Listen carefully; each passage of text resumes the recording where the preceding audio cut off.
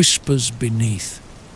The night was still, the kind of oppressive quiet that pressed against the walls and ceiling, making the shadows deeper and the air heavier.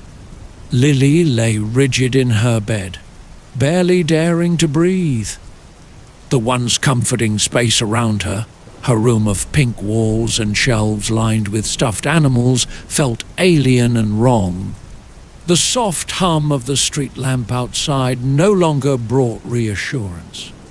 Instead, it seemed like a false beacon, illuminating nothing but empty air while something far darker lurked in the depths of her room. She gripped the blankets tightly, her small fingers twisting into the fabric as if it could protect her from the growing terror that crawled up from under the bed. The blankets barely covered her face, leaving just her eyes exposed to the dim room. Mr. Buttons, her stuffed bear, was crushed against her chest, but even his familiar, worn fur couldn't stop the shivers that coursed through her body. The night was quieter than usual, and that in itself was a warning. For the past few weeks there had been sounds, faint at first, like a scratching or rustling beneath her bed, as though something small was scurrying around. But as the days passed, the noises became more deliberate, more sinister.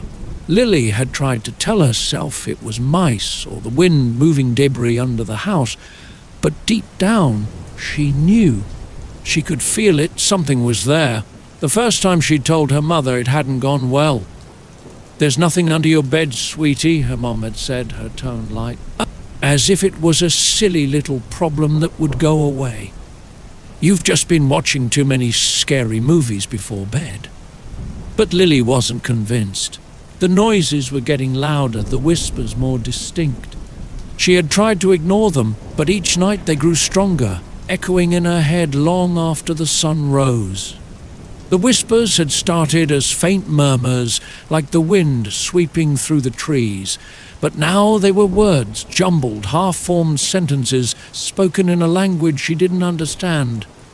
And then, when the whispers ceased, the scratching began. Tonight, however, the room was quiet, too quiet. The absence of noise felt unnatural, as though the air itself was holding its breath, waiting. Lily's heart pounded in her chest, a steady thump, thump, thump that was too loud, too fast. Her gaze was fixed on the edge of her bed, where the soft glow from her bedside lamp faded into darkness. She knew the thing under her bed was waiting too. She wasn't sure when it had first appeared. Maybe it had always been there, hiding, lurking. But now it was awake, aware of her, and it wanted her to know it was there. The sensation of being watched was overwhelming, making her skin prickle with icy fear. Her muscles ached from lying so still, but she didn't dare move. Then the bed creaked. The noise was subtle, like a soft sigh, but it sent a jolt of terror through Lily. She clutched Mr. Buttons tighter, squeezing her eyes shut as the bed creaked again, this time more forcefully, as though something heavy had pressed against it from underneath. The springs groaned in protest. She swallowed hard, her throat dry, and her eyes shot open again. The darkness at the edge of the bed was thicker now, almost alive, shifting subtly like it was breathing. She stared at the shadows, her pulse thundering in her ears, trying to convince herself it was just her imagination. But the truth hung in the air, undeniable. Something was under her bed, and it was moving. The scratching returned, low, deliberate, like nails dragging across the wood beneath her bed. The sound was slower this time, as if the creature beneath was savoring each scratch, letting the tension build with every stroke.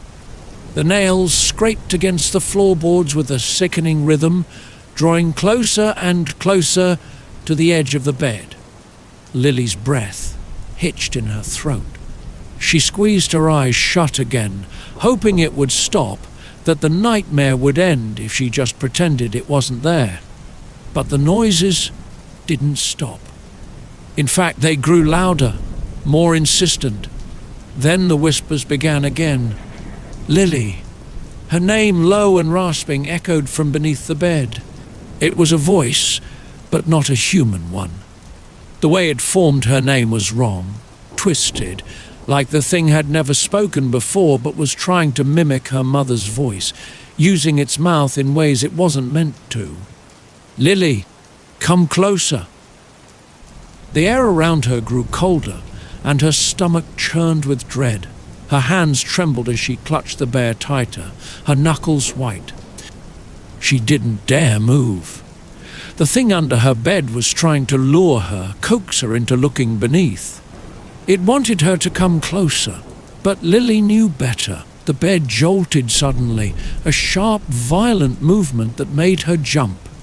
The springs screeched, and for a moment the entire mattress shifted, like something underneath had slammed into it with brute force. And then, from the shadows, a hand appeared. It was pale, sickly, with skin that looked like it had been stretched too tightly over bone.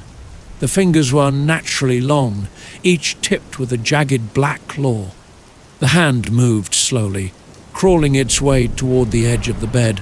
As it crept into the dim light of her room, Lily could see it more clearly. The skin was cracked and peeling, as if it had been decaying for centuries.